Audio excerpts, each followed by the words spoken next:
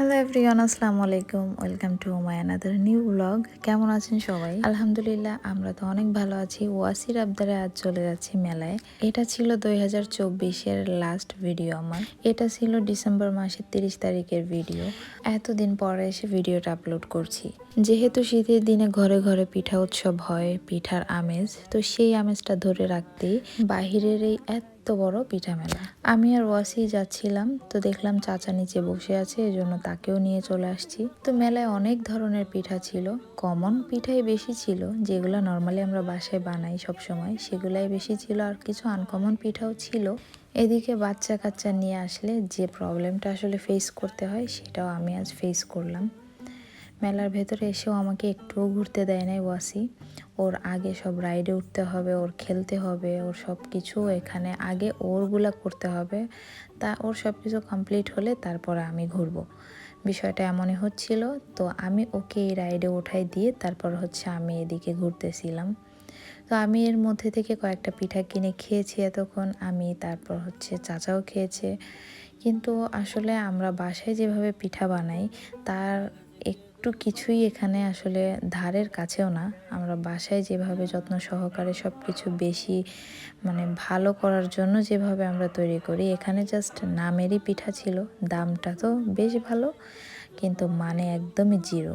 এক একটা পিঠা per piece ছিল 50 টাকা করে। বাট এত বাজে খেতে, মনে হচ্ছিল 3-4 দিন আগের বানানো। এতটাই হার্ড ছিল পিঠাগুলা, খুবই বাজে লাগছে আমার কাছে, একটুও ভালো লাগে নাই। তো এই হাতের কাছে বক্সগুলা দেখে মনে পড়ে গেল আমার কয়েকটা বক্স প্রয়োজন। তো এই দুটো বক্স আমি নিচ্ছিলাম। মেলায় এই নৌকা, তারপর নাগরদোলা, এই পার্টগুলো আমার খুবই ভালো লাগে, কিন্তু প্রচুর ভয়ও লাগে।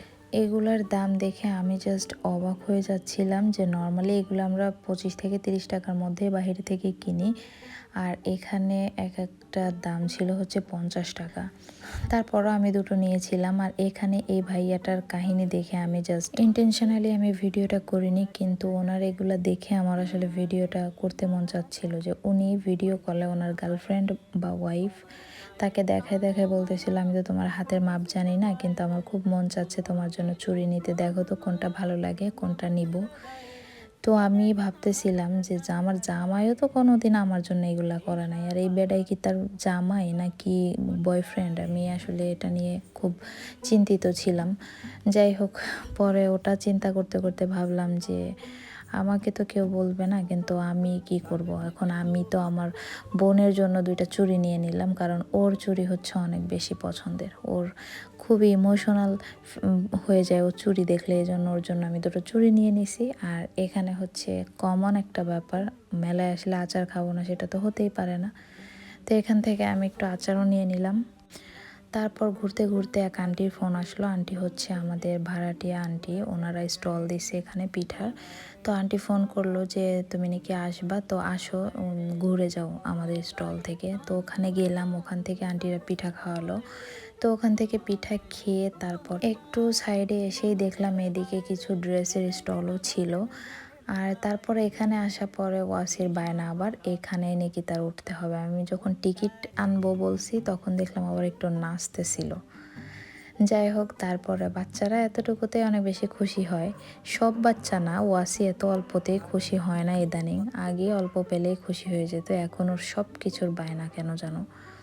যাই হোক, পরে এই যে এগুলা দেখলে না আমার সেই ছোট্টবেলার কথা মনে পড়ে, যখন যে ঈদগাহে যাইতাম ছোটবেলায় নতুন ড্রেস পরে, তারপরে পূজার মেলাতে যেতাম, বা যে কোনো মেলাতে সেই ছোট সময় এই যে মাটির ছোট ছোট যে খেলনাগুলা, এইগুলার প্রতি না খুব ঝোঁক ছিল, খুব কিনতে মন চাইতো। তো এইগুলা দেখে সেই ছোটবেলার কথা খুব মনে পড়ে গেল। মনে হচ্ছে ছোটবেলা কোন 80 সালে ফালায় আসছি, এরকম মনে হচ্ছে।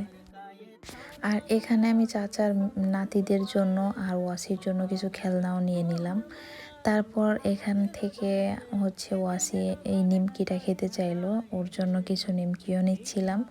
আর এই নিমকিটা ওয়াসি অনেক বেশি পছন্দ করে। তো এই মেলাতে এসে খুবই একটা বাজে অভিজ্ঞতা হয়েছে, সেটা এক দামে কখনো মেলায় কেনাবেচা করা যায়? কয়েকটা স্টলে দেখলাম লেখা আছে এক দাম, দামাদামি চলবে না। তো আরে ভাই আমি যদি দামাদামি না করেই কিনবো এখান থেকে কিনবো কেন? আর উত্তরায়ও ইদানিং দেখছি ভ্যানের মধ্যে কিছু জিনিসপত্রে লেখা থাকে একদম। আরে ভাই ভ্যানের মধ্যে মেলার মধ্যে যদি আমি একদমই কিনবো তাহলে আমি ব্র্যান্ডের শোরুমে তো চলে যেতে পারি, কেন ভ্যান আর কেন মেলা? যত সব আজগুবি সব নিয়ম কানুন।